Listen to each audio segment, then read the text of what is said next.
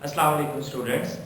My name is Saqib Naveed and I am serving in Divisional Public School as a subject specialist in English. Bismillahirrahmanirrahim. In the name of Allah, the most merciful and the most beneficent. Assalamu alaikum students. How are you? Well, I hope you all are good and fine. Students, my name is Saqib Naveed Khan and I am serving in Division Public School as a subject specialist in English. So students, well, I hope you all are good and fine.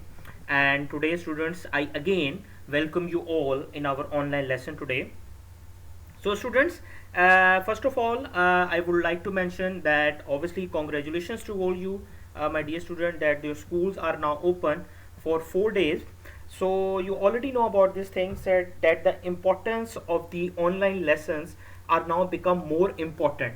You already know about this thing that in 4 days obviously you have to attend 2 days in your class. So in 2 days we will go to our follow-up lessons. Whatever you have learned in your video lesson, we will follow up in the classrooms. So students, one thing I also want to again repeat, that students, each and every subject and topic of each subject is very much important, obviously for your paper point of view also, because in your revision test and also in your exams, whatever you have learned in your video lessons, that will become in your exams. So it is very important for you that you have to listen each and every topic with full attentiveness and with very carefully.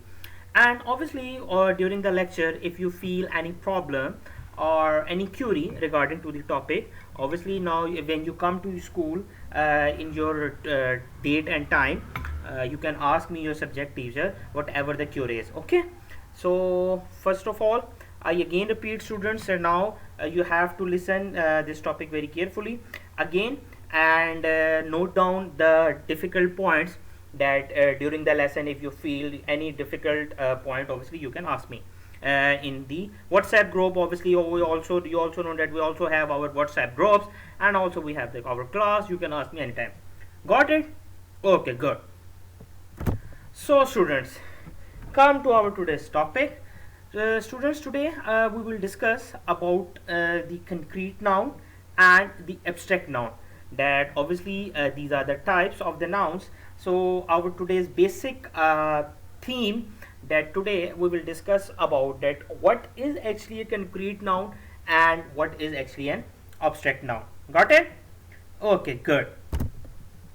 So students, these are our today's learning objectives. By the end of the lesson, students, you will be able to define that what is concrete noun, after that what is abstract noun, then we will differentiate between concrete noun and the abstract noun. Then we will form abstract noun from verbs, adjectives and nouns by adding suffixes, and in the last do exercises giving at the end of the lesson. So these are our today's objective. I again students again mention, and again I am telling you that you have to listen this topic very carefully, because related to your paper point of view and obviously for your MCQ point of view, this topic will become very much important and is very much important. So listen it very carefully and with full attentiveness. Okay students, good. So first we will discuss students that what is concrete noun. Does anyone have idea about this thing? Think. I know you already listen or learned about this thing, but today we'll discuss about properly what is concrete noun. So here students is the definition of the concrete noun. Now listen this very carefully. Nouns that can be identified from any of our 5 senses. Got it?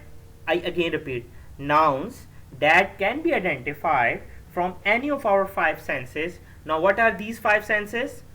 Touch, taste, hear, see and smell. Got it?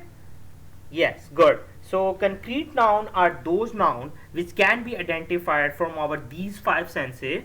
these are called the concrete nouns. Got it? Whether, for example, touch, for example, taste, for example, hear, for example, see or smell. So when our these five senses identify such type of noun, that noun is called a concrete noun. Got it? Good. So here I also in this slide I also mentioned some examples in front of you, examples of the concrete noun in the countable noun, and also example in the uncountable noun. Now as you can see, students, the examples in front of you, now these are the examples of concrete noun which we can use. We can see it obviously, and we can also touch it. So these are the concrete noun. For example, if we talk about examples in the countable noun, that people, desk, table, elephant, hammer, teacher, station, pencil, razor, and pot. Now these are the examples of the concrete noun in the countable series. And in uncountable, we have flour, milk, sand, sugar, meat, iron, steel, silk, cotton, and plastic. Now if we talk about people, if we talk about desk, obviously we can see the desk, we can touch the desk. And what is the definition? Now again, remember the definition of concrete noun, that concrete noun is a type of which we can use, which we can identify by these senses. Now if we talk about the people, desk, and even if we talk about the flour, milk, we can see the floor, we can see the desk. Got it? We can even touch the desk, we can touch the pencil, we can touch the cotton, we can touch the meat. So these all are concrete noun. So concrete noun are those nouns which can be identified, or in the simple words you can say that which we can see or touch or smell or hear. So these are called the concrete noun. Got it? Okay, good. So shall we go to our next slide? Okay, good, students. Here now I now understand that you have little bit idea about the concrete noun. So here I have a little bit a small exercise in front of you, and now you have to identify that where is the concrete noun. Okay, so exercise is underline concrete noun. Here are 5 sentences in front of you. The first sentence: the supermarket is quite close to our house. I again repeat, the supermarket is quite close to our house. Now think about, where is the concrete noun? Is there any concrete noun in a sentence? Now just think. I will tell you the answer. Now first you have to think that where is the concrete noun. The supermarket is quite close to our house. Got it? Okay. I hope now you have got the answer. Now there is a next sentence: how did you get paint on your clothes? I again repeat, how did you get paint on your clothes? Now if you think that there is a concrete noun, then just underline in your mind, then we'll go to the answer after next slide, in the next slide. The next sentence: the park in front of our school has lush green grass and colorful flowers. I again repeat, the park in front of our school has lush green grass and colorful flowers. Got it? Good. So the next sentence is: I bought a football and a net from that shop. I bought a football and a net from that shop. The next sentence is: my father is busy in reading a newspaper. My father is busy in reading a newspaper. Now in all these 5 sentences there are some concrete noun. I hope that now you have understand that where is a concrete noun, and now in the next slide we will first, now you have guessed it. Okay, good. Here is the solution, students.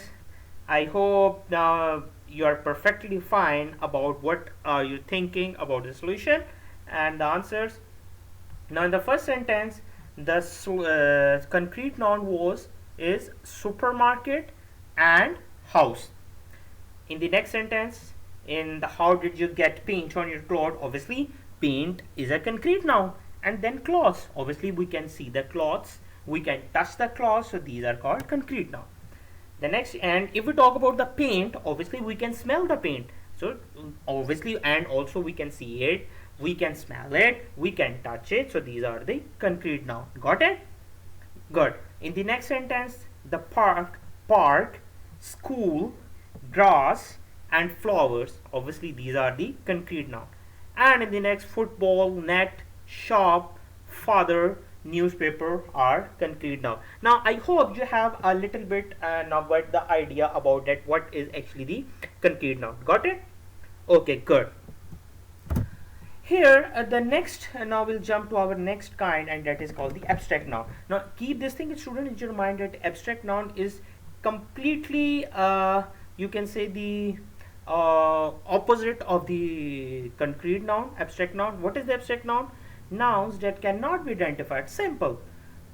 Nouns that cannot be identified from any of our five senses. So what were the abstract noun? That can be identified from five senses. And what is what was concrete noun? That can be identified from these five senses, which we were already discussed. And what is now abstract noun? Which cannot be identified from our five senses, like touch, smell, hear, see and taste. These are called the abstract noun. The next is, an abstract noun is the name of quality, action or state. An abstract noun refers to an idea that we cannot see or touch. Got it? Okay, good. So now here same as in the exam, in this slide, the examples of the concrete abstract noun in the form of countable and the uncountable noun. So students, I will read one by one the examples of abstract noun in countable series, then in uncountable series. So these are the examples of an abstract noun, like promise, thought, hope, dream, fear, wish, desire, feeling, quality, emotion, patience, justice, vastness, sweetness, laughter, heat, strength, loyalty, carelessness, intelligence. Now these are the example of an abstract noun. Got it? Now same as I already told you, student, that abstract noun are completely opposite of the concrete noun. Now if we talk about let's take the first example, promise. Now for example, I will give you a sentence: Ahmed make a promise with his friend Ali. So obviously if we talk about the promise, now think about, can you see the promise? Obviously you cannot see the promise. Can you smell the promise? Obviously you cannot smell the promise. Can you hear it? No. Then after it, can you touch the promise? Obviously promise is these are actually called the emotions. It is not, we cannot see, we cannot touch, we cannot smell and we cannot taste. So this is called a abstract noun. So abstract noun are those noun, I again repeat, which cannot be identified from these over five senses. Again, if we take the examples in the uncountable noun series, patience. So obviously now tell me, can you touch the patience? Obviously you cannot touch it. Can you see it? No. Can you smell it? No. Can you hear it? Obviously no. So these are the abstract noun because these words cannot be identified from our five senses. So that is why these are called the abstract noun. So now if we talk about all other, there are a lot of examples in front of you, students, like hope. Obviously we cannot touch the hope, we cannot smell the hope. Now if we take the example in the uncountable noun series, for example the example number 4, sweetness. Obviously or we talk about the fifth example, laughter. So obviously we cannot touch the laughter, we cannot smell the laughter. So these are the examples of the abstract noun. I hope now you have take the idea that what is actually an abstract noun. Got it? Okay, good. So now student, we will discuss a little bit types of abstract noun. Now I hope you have a complete idea about that, what is concrete noun and what is abstract noun. I again repeat, concrete noun are those nouns which can be identified from our five senses, and the abstract noun is completely contradictory, you can say the concrete noun, that cannot be abstract noun are those nouns which cannot be identified from our five senses. Got it? Okay, so here are some you can say types. I will repeat: abstract noun as names of quality. They are formed from adjective as height from high. So abstract noun are those abstract noun as names of the quality. They are example now which tell about the quality. So obviously they are example, for example, goodness, intelligence, generosity, honesty, brightness, courage, hardness, kindness, cleverness, wisdom, softness, beauty, obedience, bravery, and strength. Now these are those abstract nouns which are known as the names of, these are actually a quality, and they are formed actually from adjectives. Obviously they are formed from adjectives as height from high. That's simple. So these are the types of one type of the quality of a abstract noun. Got it? Okay, good. So here the next kind we'll discuss in front of you students, that abstract nouns as name of action where some action is shows. For example, here is written in front of you that they are formed from verbs as laughter from laugh. Same example in front of you students. Example: laughter, translation, intelligence, action, transformation, movement, revolution, rotation, theft, flight, and creation. Got it? Okay, good. So these are the names of the action of an abstract noun. I hope now you have a very good idea about this, that what is the kind of this abstract noun. Here is again as an example abstract nouns as names of states. Now these are the states.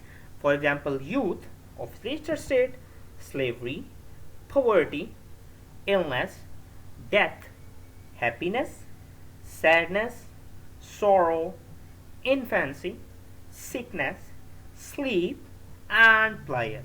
So obviously these are the abstract noun as names of the state. Got it? Okay, good. So these are a little bit introduction about this. Here another name of arts and sciences. Now I'll discuss the abstract noun name of arts and sciences are the kind of this.